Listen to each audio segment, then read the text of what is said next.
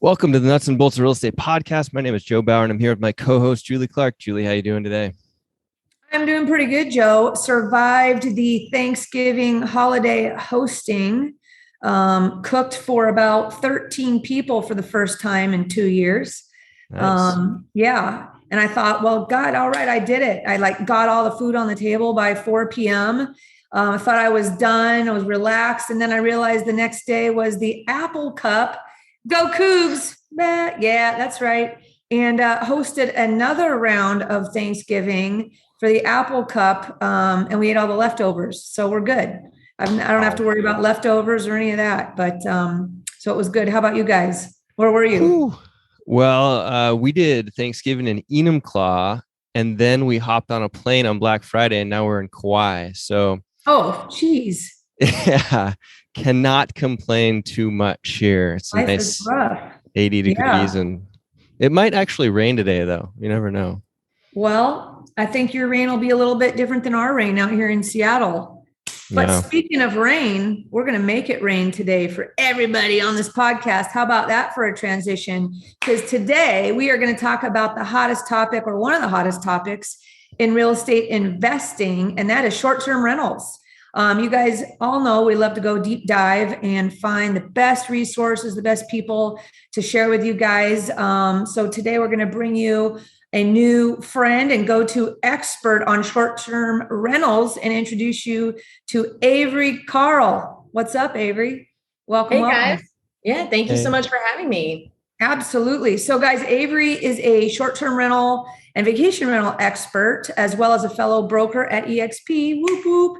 And she is founder and CEO, I'll call it, of the Short-Term Shop, brokered by EXP, because she's got to say that. Sound right? Yeah. So let's get into it. Let's talk about some short-term rentals and get to know you a little bit better. We're going to kick it off with our numero uno question that we always ask everybody. And I'll let Joe take it from here.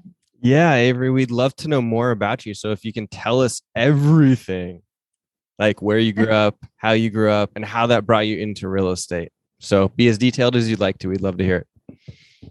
Okay, awesome. So I grew up in Starkville, Mississippi, and went to college at University of Texas on a soccer scholarship. I actually graduated early from high school because I wanted to get the hell out of Mississippi. And so lived in Austin for 5 years, LA for a few years, New York for a few years, most recently Nashville, but now I live in Destin, Florida.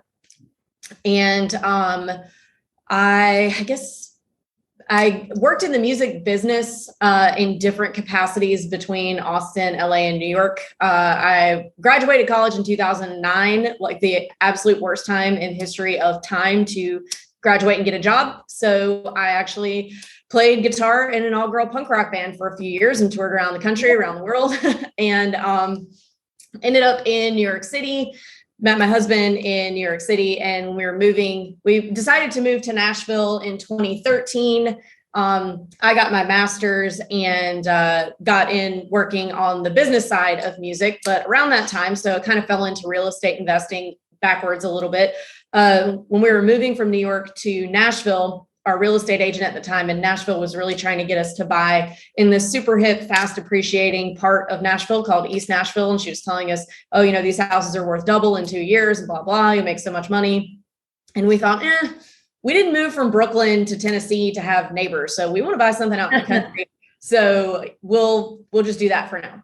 But we started thinking, we're like, oh, we have a little bit of money left. Maybe we should buy one of those houses. Maybe by the time our future kids are grown, it will have appreciated enough that we can sell it and pay for their college. What a great idea. We thought we were like the smartest people ever. Never listened to a podcast, never read a book, like didn't even know it was called real estate investing. So we did buy one, which luckily was a really good one.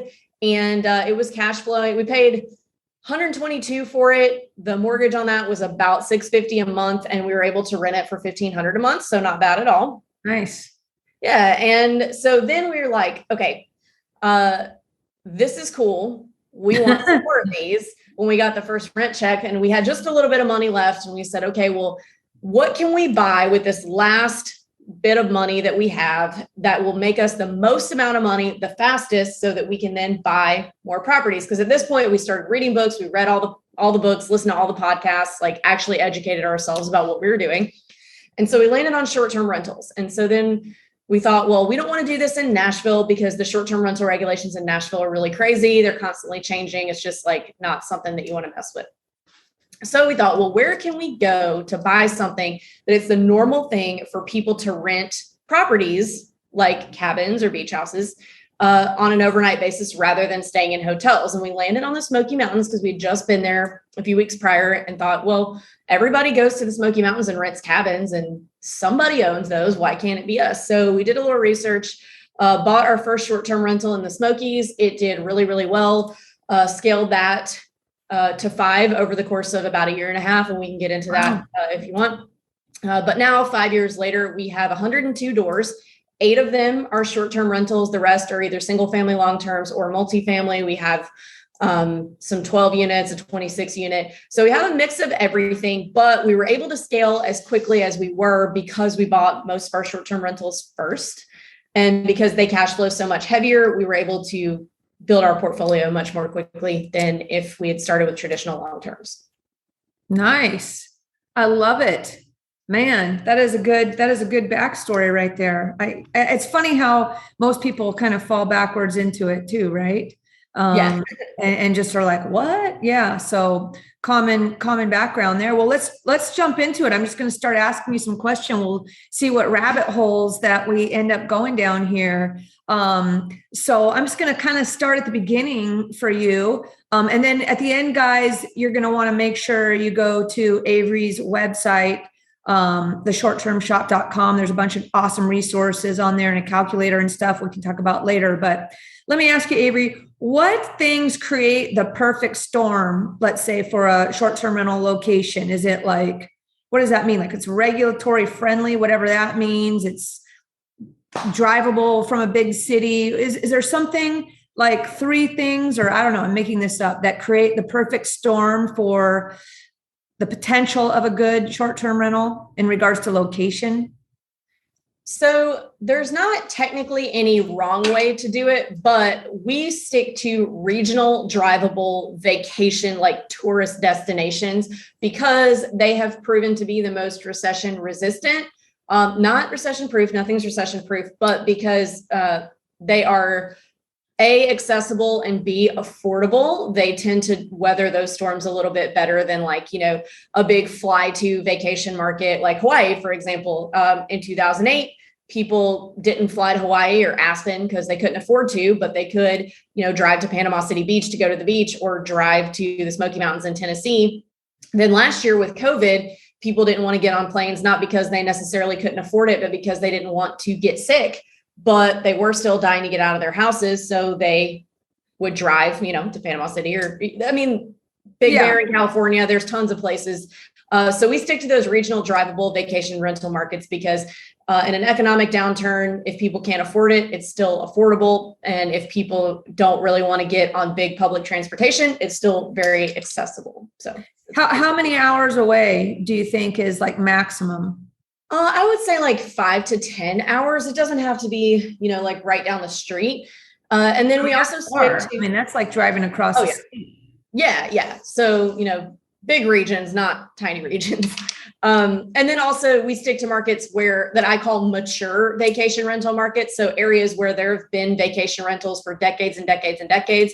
I'm actually in Destin, Florida right now, and there have been vacation rentals down here since the 20s. So because of that, the regulations are very established. They fought all those battles years and years ago. So you don't run into all the push and pull that you do in the big metro markets where historically people have stayed in hotels up until about 10 years ago when people started buying short-term rentals as investors and, kind of creating a little bit of an uprising there. So mature vacation rental markets too.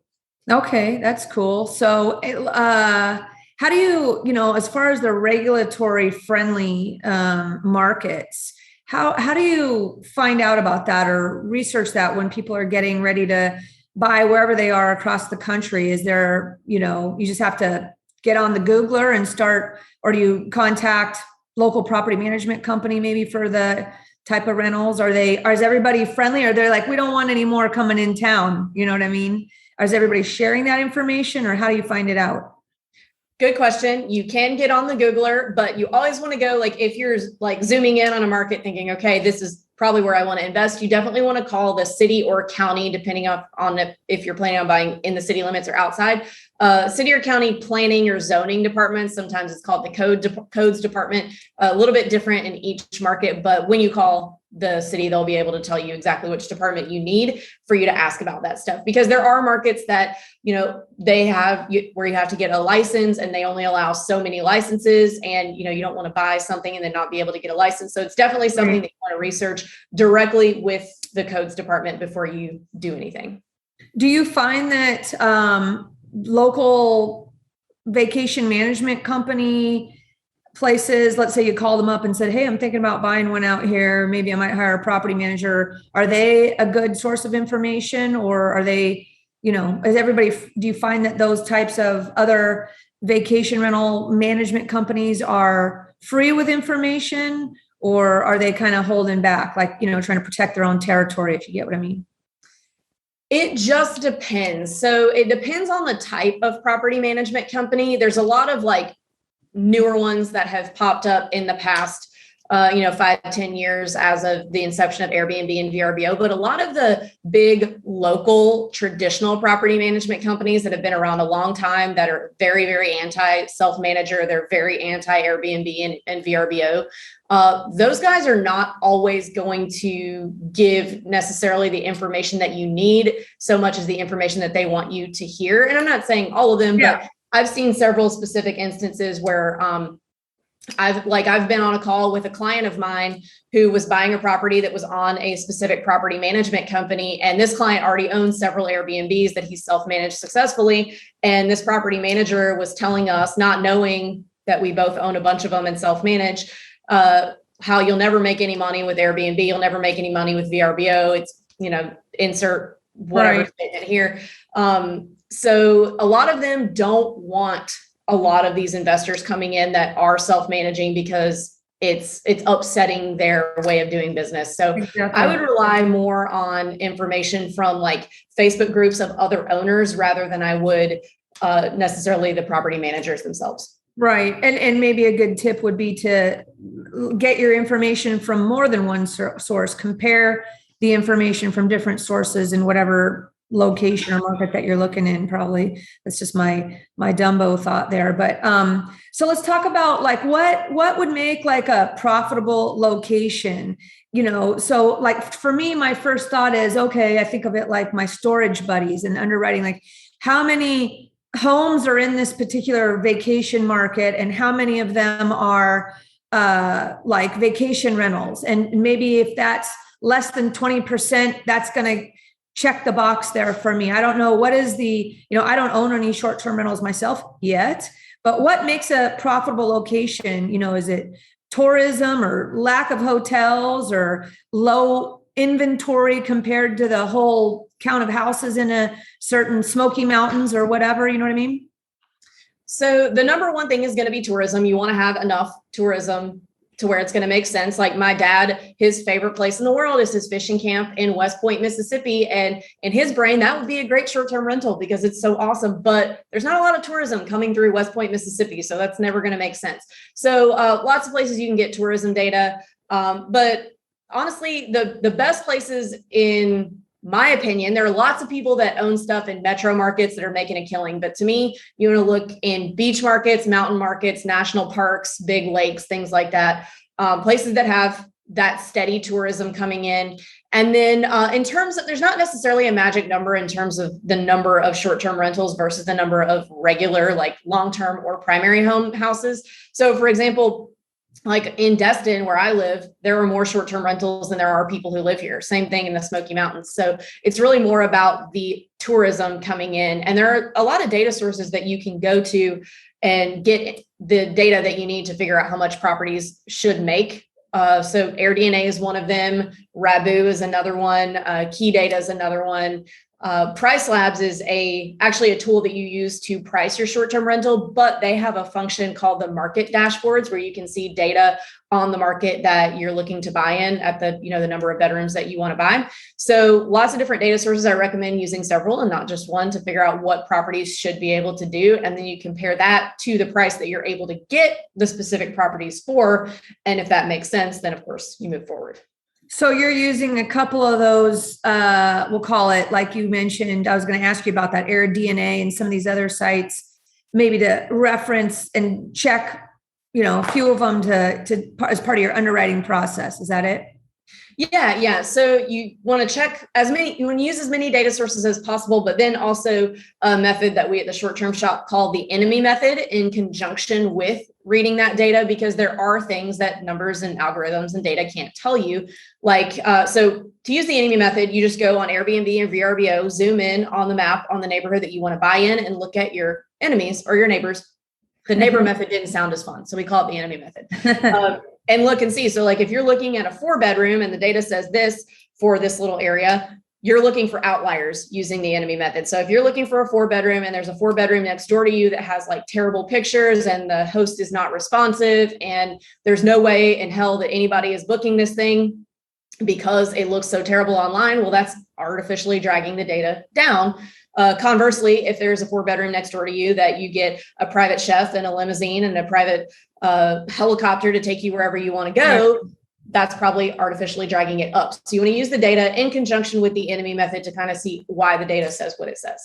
That, like, basically, right, like a weighted, I gotcha. That makes absolute sense there. Cool. What else can I ask you here? So what if somebody came to you and said, Avery, I'm thinking about buying this, short-term rental in this particular market. What would be your due diligence steps for yourself, like on checking that? What do you do first? Like, what's your first go-to? Always check the regulations first. Regulations are the most important thing. So always check those first. And if there are no regulations, that's actually not a good thing, because it's not if regulations are coming, it's when. So you're looking for very well-established, friendly regulations, not no regulations. That makes sense, because the risk of when it's going to come. So, and on that, I think I heard you say somewhere, some other podcast I saw you on, that like Airbnb actually partners sometimes with a local town or economy or whatever. And is there a way to find that out, or where those partnerships are, or? Yeah, so you can check Airbnb, and what that is in some cities and towns and states, even mostly it's states actually now, but Airbnb will collect and remit the state sales tax for you as an owner. So that is a pretty good way of recognizing, like, okay, this is friendly, because there's clearly been conversations between Airbnb and this state about remitting these taxes. So that's a good way to check, just to kind of get a quick gauge. But again, you always want to call directly to the city. Gotcha.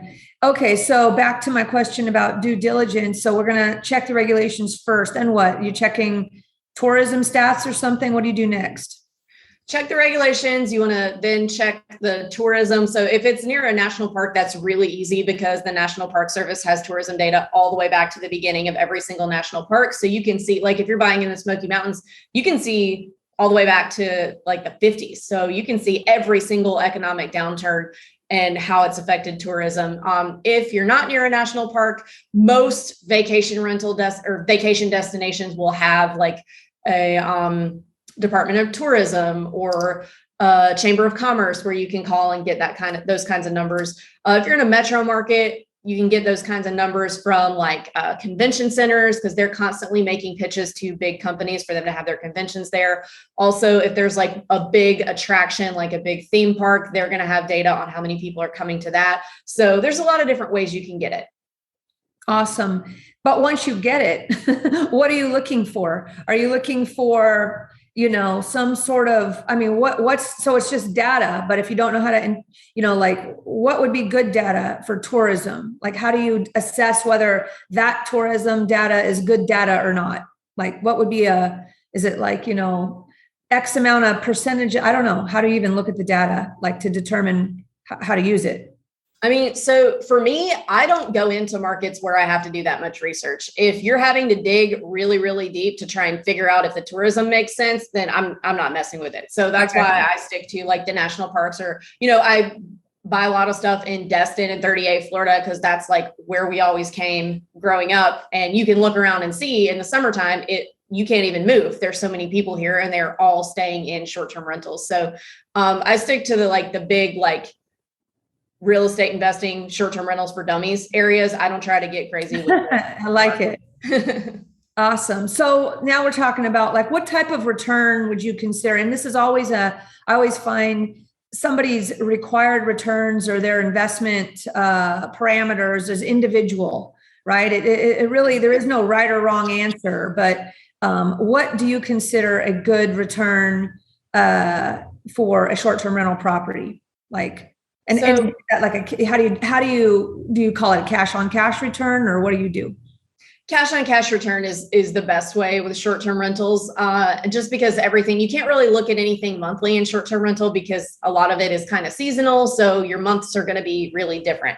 So you want to look at everything on an annual basis. Cash on cash return is typically the easiest way. A minimum of 15% cash on cash is what we look at. But I mean, depending on what kind of financing you get, they're doing 15% down DSCR loans now. So, you can get well into the 40s. I actually, because at the short-term shop, we have so many clients in so many markets, and we were sick of having to send our clients 100 different places to find the different mortgage options that work for short-term rental. We actually started our own mortgage company called The Mortgage Shop and brought all of those investment products in-house under one roof. Yeah. So that our clients aren't having to call and find 100 banks that one might have the product that they need. But those 15% down DSCR loans are super popular right now. And obviously having 5% less of a down payment boosts your cash on cash return quite a bit. So that's a really great option. Right. And I think, is there another second home loan, like a 10% down type of loan as well? Yes. So historically, people have used that 10% down second home loan really often. So that's a conventional loan. So it's a Fannie Freddie product, goes off of your debt to income ratio. And there's a few stipulations to being able to do that 10% down loan. You do have to stay in it for a certain amount of time per year. Most lenders are going to say 2 weeks.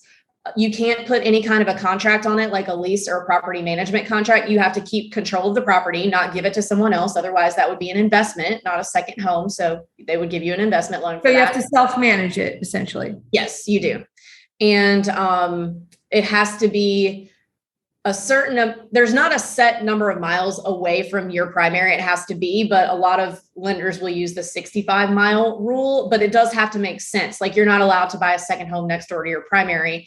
But in the Smokies, Knoxville is only about 40 miles away from Gatlinburg. And those are two really, really different markets. So you could have a primary in Knoxville and it make total sense to have a vacation home 40 miles away in Gatlinburg. So it has to make sense. And you do have to put those in your personal name. You can't do them in an LLC. But I think that Fannie Mae has kind of caught on to short-term rental investors sometimes abusing that, because it is really meant to be a vacation home. There's nothing that says you're not allowed to rent it out when you're not there and profit off of that. But there are a lot of people trying to structure little syndications using this loan, getting partners and saying, you only have to put 10% down, but I'm going to take X amount of equity. That stuff is going to get it taken away from all of us at the very least. And at the most, there's a lot of people that are going to be committing mortgage fraud. So that's why that DSCR loan has become really popular, because the DSCR loans, you can do whatever you want. It's also not a Fannie Freddie product. It's kind of like a combo portfolio commercial loan. So it's only based on what the property will make on a 1-to-1 ratio. So all you have to do is show that the property will make the same amount or more than the mortgage every month. And then you're good to go on that. And of course it will, otherwise you wouldn't be buying it. What lenders, is that regional lenders or which? I'm sure, is there only a few lenders that offer that, or is that a common across the US loan that people can get, or what? For short term, there are only a few lenders that offer it. Vizio is one right now. They can do 20% down. It's been pretty clunky with some of our clients, but they get them closed, but it might require a few extensions. Mortgage Shop can do it for 15% down. So we've been really lucky in being able to find that funding for that. And you can do those straight into your LLC, doesn't have to be in your personal name, also doesn't take into consideration your own income or debt to income ratio. That's you guys, right? Yeah. And is that in all 50 states or is that limited to certain states? We can do them in all of the states except California and Nevada right now, and maybe Utah. I'll have to check. And how is that? Is that like, what kind of is that like private financing or it's a portfolio loan? It's a portfolio loan. Okay. So that's cool. You guys, that's a big one today. You guys are finding out. So we got Vizio, we got Mortgage Shop. That's you guys, which you guys should check out first. We're giving you this information. Any other one? That is all that I know of. That's not to say that there's not others. I just haven't looked further than that because I haven't had to. So they have you're saying they have a short-term rental product is what we're saying. That's very favorable. Yes. Super awesome. That's worth listening, you guys, just for today, right there, what she just told you. Hey guys, it's Julie here with a quick break from the show to discuss an opportunity some of you may have interest in, which is to work more closely with me. On almost a daily basis, I get calls from investors and brokers, both new and experienced, asking me for guidance or advice. I love helping you guys out and it keeps me on my toes too. So with that said, I wanted to let you know that I have a private broker coaching community called the VIP Education Community. And the best part is that it's 100% free. That's right, it's free to join. So whether you're a traditional broker or a broker investor, my VIP education community offers personalized one-on-one coaching from not just me, but also from my experienced broker friends with expertise in all disciplines of real estate and real estate investing. We'll teach and share our modern marketing strategies, our tech and lead generation resources, plus teach you how to identify or offer up opportunities for yourself or for your clients using techniques such as seller financing, lease options, land entitlement deals, BRRRR investing, flipping, multifamily or commercial coaching, whatever you like. We've got it all covered for you. The future of real estate is changing fast, and to stay in the game, it's time to learn about all the options you can offer your buyer and seller clients, as well as, if you want, learn how to use those skills to grow your own real estate portfolio. If you'd like more details about joining my VIP education community, reach out to me at julie@seattleinvestorsclub.com or text me at 206-910-2985 or just send me a Facebook message. My new favorite phrase is community equals confidence. So let's navigate the future of real estate together. Now, back to the show. So I'm going to keep cruising here because I have so much to talk to you about. So we already talked about, I was going to say, what's DNA and Rentalizer? And you mentioned it's I'll let you explain a little bit more what DNA or Rentalizer is.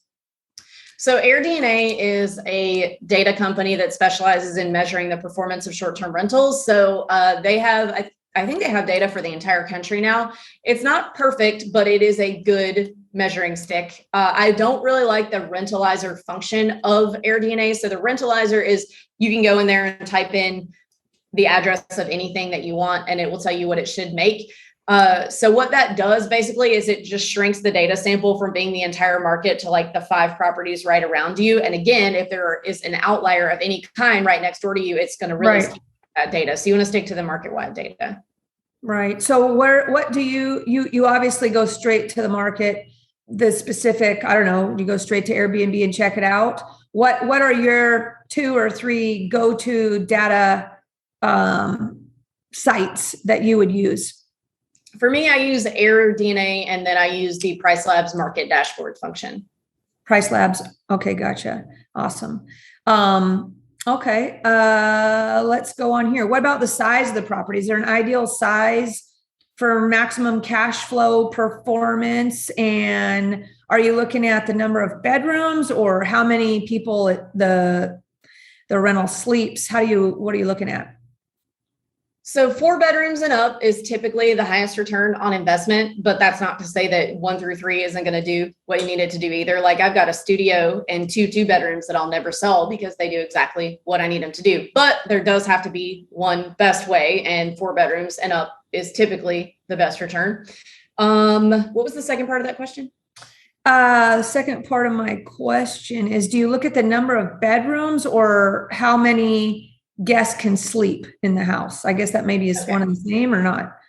Gotcha. Okay. So that's a really good question. And there are 2 schools of thought when it comes to that question that a lot of short-term rental investors are kind of split on.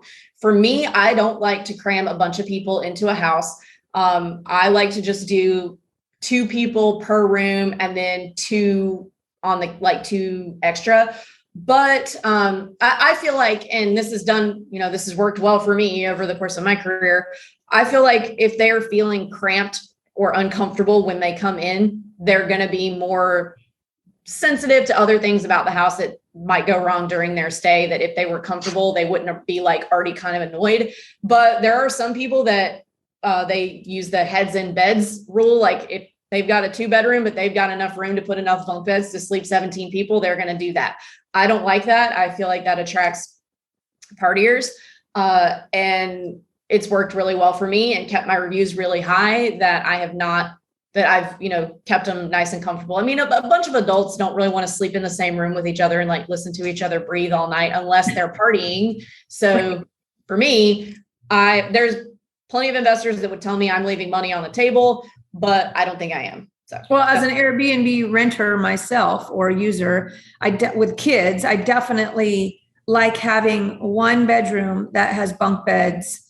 So, maybe with like a double and a single kind of thing. So the kids can all be away. I don't want to, when I go on vacation, I don't want to share my bedroom with a bunch of kids, I guess is my thought on that, but that's cool.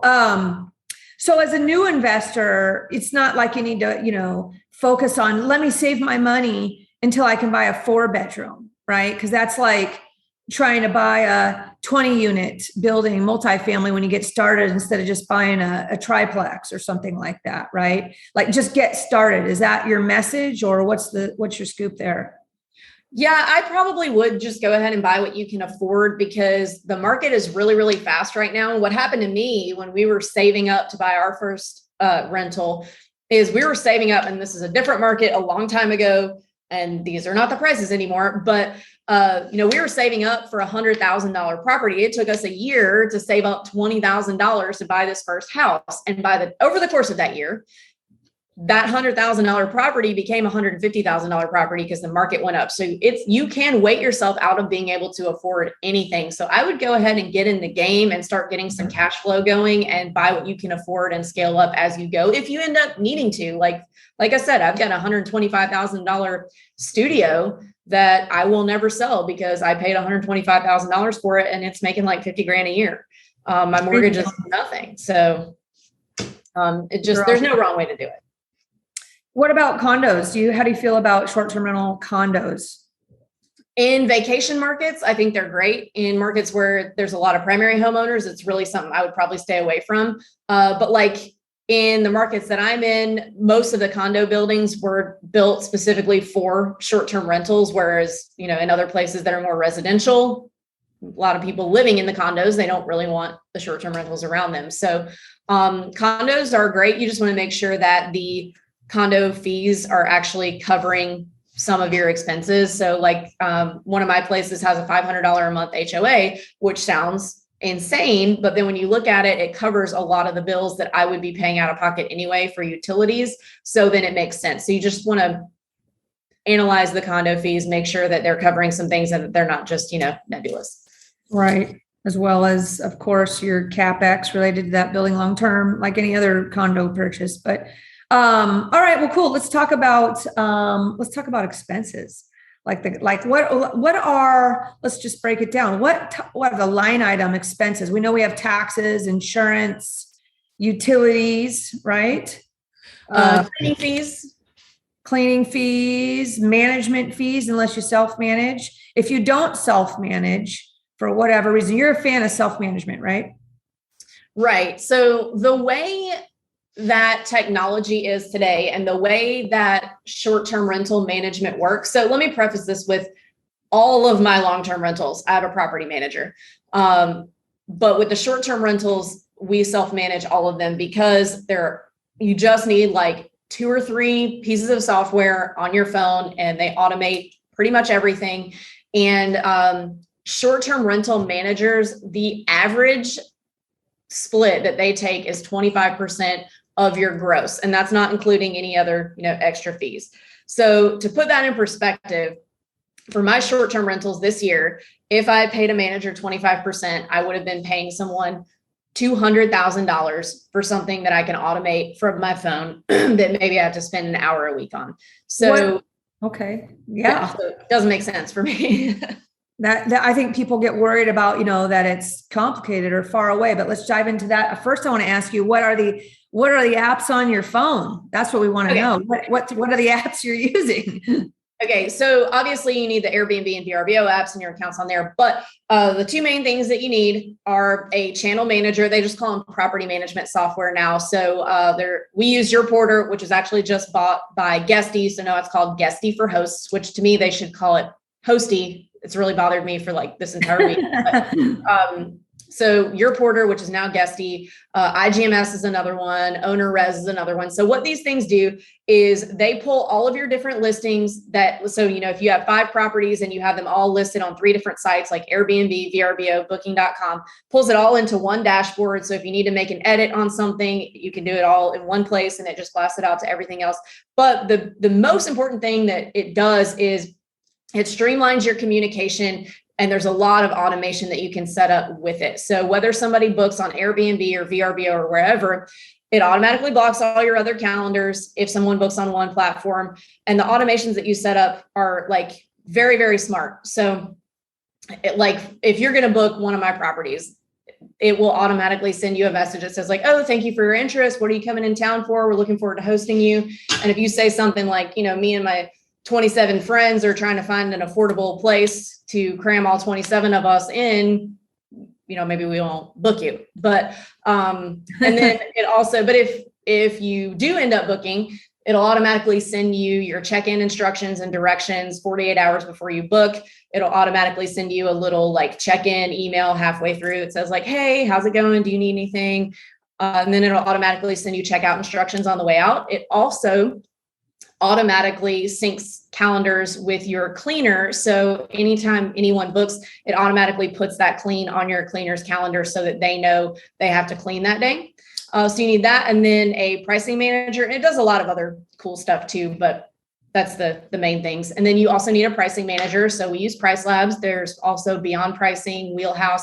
And what that does is it syncs with all of that with the property management software, but it's also constantly analyzing past and present booking data in the market that you're in based on holidays, things that are happening in the markets, prices that other people are getting, and it dynamically prices your property to get you the highest amount possible on those. So it changes the price. Yeah, to make sure that you're getting the highest price possible. So when we started using a pricing manager, switching from just doing it manually, our income went up 20%. So you definitely. Wow. So and that's Price Labs. And what about payment? Collecting payment? All of that is done through Airbnb and VRBO. So we stay so booked on those 2 websites that we just don't complicate our lives by doing anything further. A lot of people have started setting up their own direct booking websites where they are taking payments and they are doing all that. That's great, but I just don't that's too complicated for me. And the reason they're doing that is to avoid the booking fees, right? Avoid booking fees, and then avoid Airbnb is pretty much always going to side with the guest if there's a dispute. So that's a little annoying. So they're trying to bypass all that. But to me, I haven't had enough of that stuff happen to where it makes sense for me to spend a lot of time setting up that direct booking stuff. Well, let's go over them again, because that's super great info right there. So is it Guesty or Guestly? Guesty, yeah. Guesty, Price Labs. What was the others? Okay, so for the property management software or channel manager, those terms are interchangeable. Guesty, IGMS, Owner Res, and there's a few other ones, but those are the main ones. And then the pricing managers are Price Labs, Beyond Pricing, and Wheelhouse are the 3 main ones, but there's some other ones too. Nice. And you're just using Airbnb and VRBO, you said. So that brings me back to my last question then, about the expenses. So we know we have taxes, insurance, utilities, cleaning fees, maintenance, internet, right? Mm-hmm. And cable and stuff like that. What else? Pest control. I'm just talking about line items. How much do you budget then for your Airbnb or booking fees? What's the number? Airbnb is 3%. So you budget that. And then VRBO has recently changed up. They're a little higher. They're like at 8%. They used to have an option where you could just pay $500 a year or pay per booking, but now it's 8%. So. Okay. Well, that's a big difference, 3% versus 8%. Yeah. But it doesn't make sense just to go to Airbnb because VRBO has a different clientele or what? Yeah. So we stay like 85% of our bookings are from Airbnb, but we get just enough from VRBO to not get rid of them. And then VRBO is, if there is a dispute, they're cooler. Like they're a little, I would rather have a dispute with a guest on VRBO than Airbnb because they're a little more host-centric than Airbnb is. But I mean, that stuff doesn't happen all that often. Okay, so we have Airbnb fees and booking fees. Are those those are the same? Are there two sets of fees within Airbnb and VRBO or just one fee? It's just the 3% or the 8%? Right. And then obviously you have your state sales tax, which is, whatever percent it is in that state. And then there will be a local occupancy tax. But the state sales tax is typically collected and paid by Airbnb. So that never comes through your account. So it's not an expense that you would have to line item out. It's included in that 3% or it's separate, but it doesn't come through you. Gotcha. Okay. And then how about capital expenses? Do you have like a certain amount that you budget for that or maintenance? It kind of depends on the age of the house. So 1 to 2% of the gross income is a pretty good number for that. I know in long term, a lot of people will do 1 to 2% of the purchase price, but typically, like my long terms cost $120,000, my short terms cost $800,000. So I don't need $25,000 worth of capex a year every year. Right. So typically 1 to 2% of the income, but a lot of times it'll be less than that. And actually, in terms of capex, sounds a little backwards, but I spend a lot more on my long terms than I do on my short terms because my short terms, I have a professional cleaner in there several times a week cleaning, and things are caught really early if something is, getting worn out.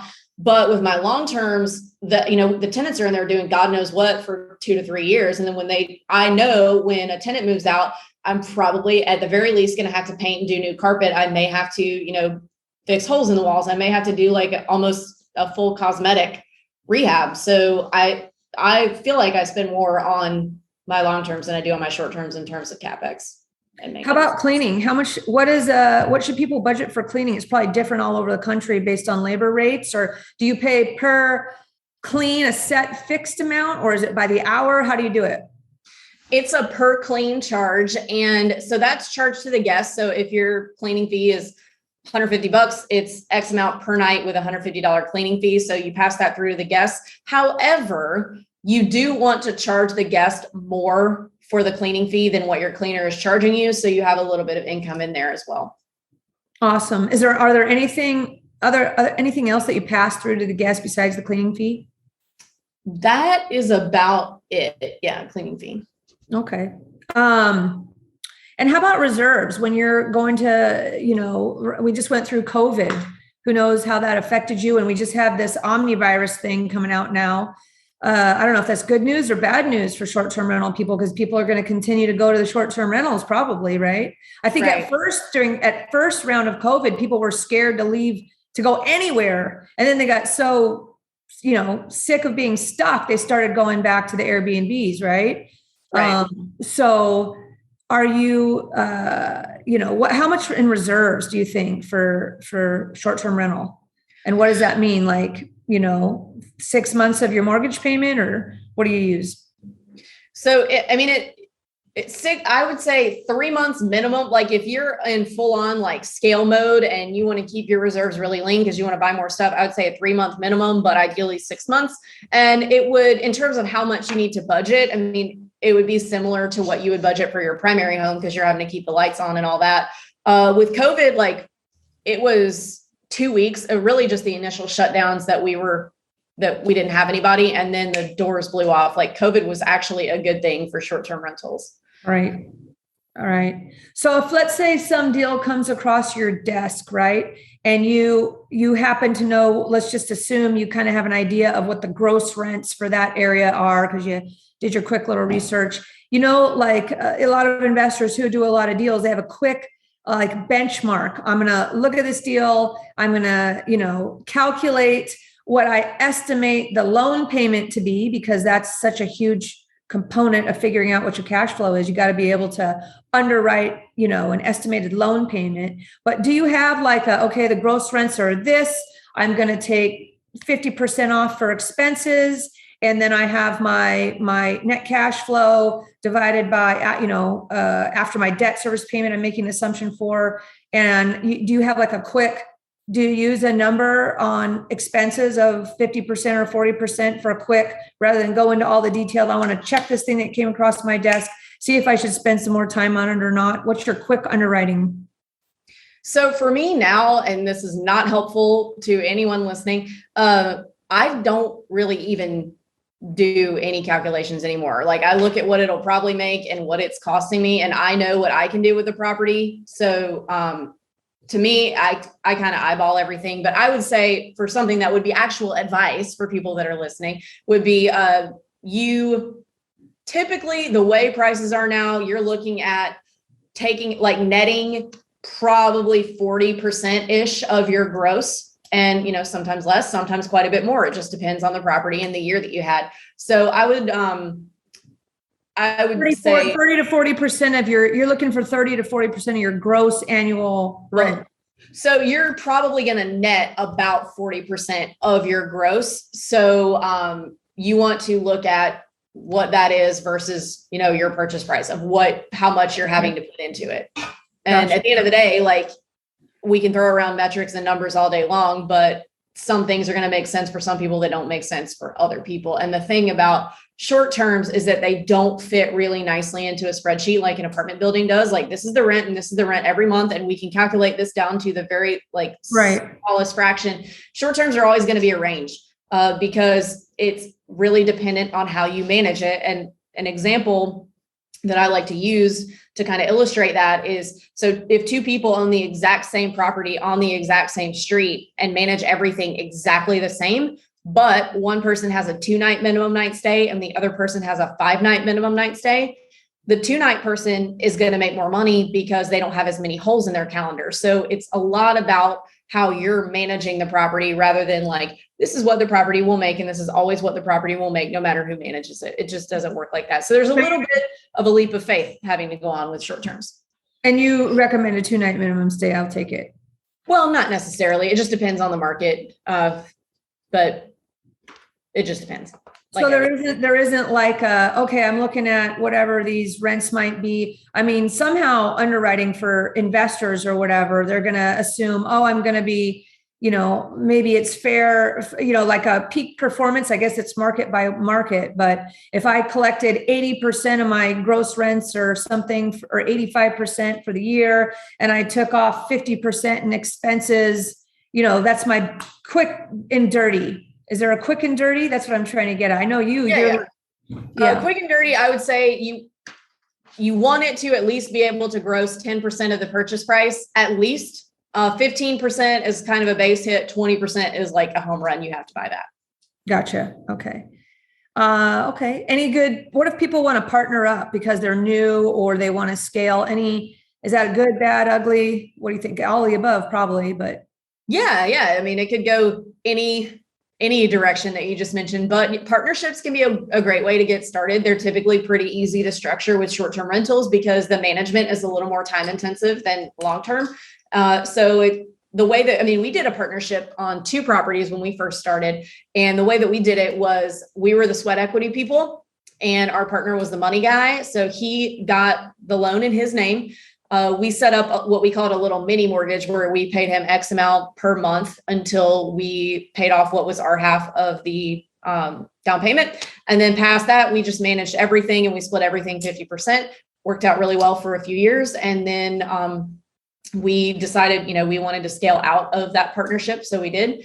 I definitely recommend having an attorney write up an operating agreement for that, even though, if it's your mom, your friend, whatever, it's not necessarily that the partnership will go bad, but you just want it laid out to say, Right. this is what we're going to do if this happens. This is what we're going to do if that happens. So definitely do that. Don't just handshake. So you didn't give your partner all the cash flow until they got paid the back. You kind of calculated what a mortgage payment sort of might look like off of your half of the down payment and paid that. So you were still getting cash flow every month. Is that what you're saying? You were still getting something even from the beginning because you were sort of treating your half of the down payment as a mortgage, a little mini mortgage. Is that what you meant?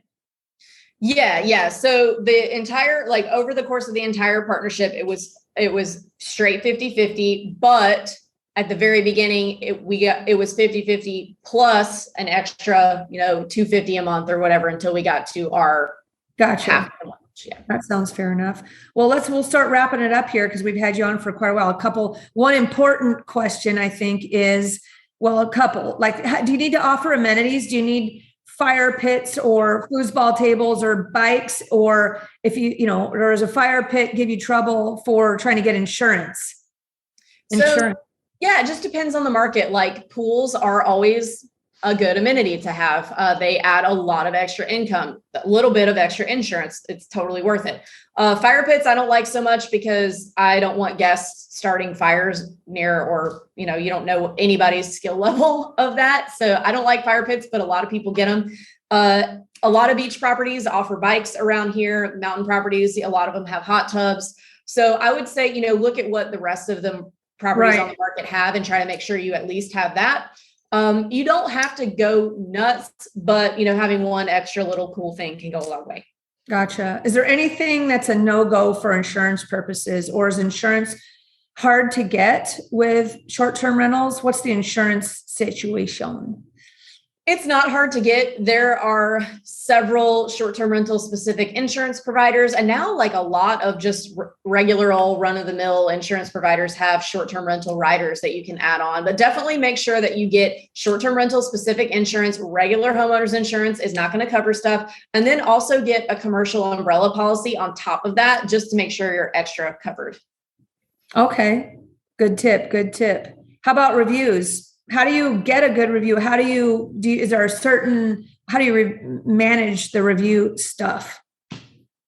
So a lot of people are scared to ask for a good review because they feel like it's tacky, but you just kind of have to get past that. We have it set up to automate a little message to our guests that says like, thank you so much for coming. You were a great guest. We left a 5-star review. Hope you'll do the same. Because you kind of like the same as a real estate broker. Yeah, right? Exactly. You kind of got to get over asking for the 5-star review, right? Yeah. And then you can manage out bad reviews by asking questions up front before you book people. So a lot of people get really caught up in having to take every booking and, like a scarcity mindset of you have to just take everyone, and you don't. You will actually do better and make more money because you have better reviews by screening out the partiers and the complainers up front. What would be the number one question you would ask somebody to screen out partying and bad guests? Well, you can screen out partying in most cases by not trying to slam too many people into a small property. But if you just like, hey, you'd be surprised how people tell on themselves. Like we had one time where we're like, oh, hey, yeah, what brings you to our neck of the woods? And they're like, can you fit 16 dually trucks in your driveway? Because last year when we all came, we had to sleep in our trucks. And I was like, I don't think you're going to be comfortable here. Our driveway is not going to fit that. Actually, you should probably find somewhere else. So, you can kind of tell, or if they ask something really ridiculous, like what thread count is your sheets, or are your sheets, like right up front? That's probably somebody who's going to complain a lot and not leave a good review. So you can just kind of tell by the questions that they ask what they're going to be like when they get there. What kind of starting capital does somebody need to furnish it though? I mean, are you spending you're buying it? We're talking about all that, but we forgot all of a sudden that we needed to furnish it. Is there a budget? This is my last question for you, really. So I stick to markets where pretty much everything that hits the market is a previous short-term rental. So they come furnished. So you're not having to furnish it. But a rule of thumb that I would use is $10,000 per bedroom. And okay. So, 4-bedroom, you can expect to spend $40,000 on the whole house. That includes the living room and stuff too, but 10 per bedroom is about what you can expect. And are you, as far as going back to now all about Avery and how Avery can help you guys, first of all, Absolutely. You guys need to check out Avery's website at theshorttermshop.com. There's like a cash flow calculator on there. I checked it out myself. I think you have like some webinars and free educational stuff, or you offer that at times. Tell us a little bit more about that. And, we're out here in the Pacific Northwest. We have a lot of, you and I should probably hook up, because we have a lot of people interested in investing out of state, period, whether that be long-term rental or short-term rentals, potentially, if they knew they had some guidance and some help. West Coast people, it's just too expensive out here. So we want to so you and I should circle up and talk about that outside of this podcast and how we can help each other that way, especially since we're both at EXP. But, how can people engage with you and work with you, and give us the details on that, and we'll wrap it up. Yeah, absolutely. So the Short-Term Shop is a real estate agency that focuses exclusively on short-term rental investors. We have offices in 10 markets currently, which would take me too long to list out, but hit the website and check it out. And if you use us as your agents in any of the markets that we operate in, we have a whole back-end training program where we'll teach you everything you need to know about managing your short-term rental remotely. So that's everything from setting up your Airbnb and VRBO listings, to all those automation tools that I talked about, to helping you get your cleaners and handymen lined up. We do this all while you're under contract. So by the time you close with us, you're ready to turn the key and make money. And that is solely a value add, no extra costs outside of just regular old real estate agent commission. Sweetness. And what 10 markets are you in? So we are in the Smoky Mountains in Tennessee, Blue Ridge, Georgia, Gulf Shores, Alabama, 3 markets in Florida, the Emerald Coast, which is Destin, Panama City Beach, 30A area, the Forgotten Coast, which is Mexico Beach, Cape San Blas, St. George Island, Orlando, so the Disney market. We are in Galveston and Crystal Beach, Texas, Broken Bow, Oklahoma, the Western North Carolina mountains, and then we are opening up the Outer Banks at the first of the year. Awesome. Well, I definitely feel like there's something for us to do there. Super exciting, guys. You guys just hit the jackpot today, having Avery join us. So we cannot thank you enough. We even had to reschedule one time because of me. So I appreciate you, Avery, so much. Hopefully we get to connect and props up to EXP, whoop, whoop, slamming and getting great people on their squad there. But we appreciate it. And Joe, where can everybody find the details of today's podcast? Yeah, that was awesome, Avery. Thank you.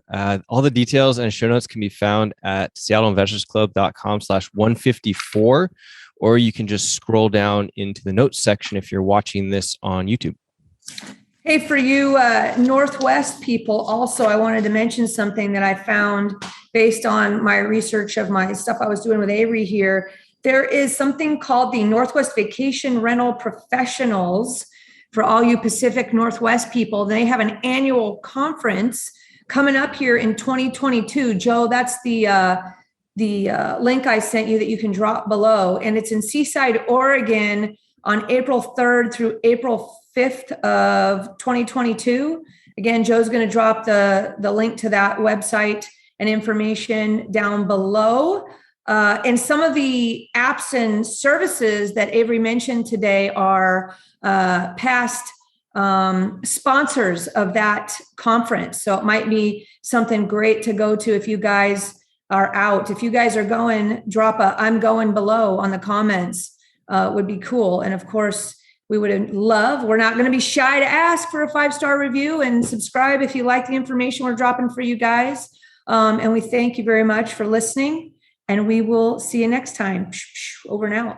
Thanks for listening to the Seattle Investors Club podcast. If you have questions that you'd like to have answered on the show, shoot us an email at info@seattleinvestorsclub.com. Now go out, take that action, and build that real estate business. Thanks for listening.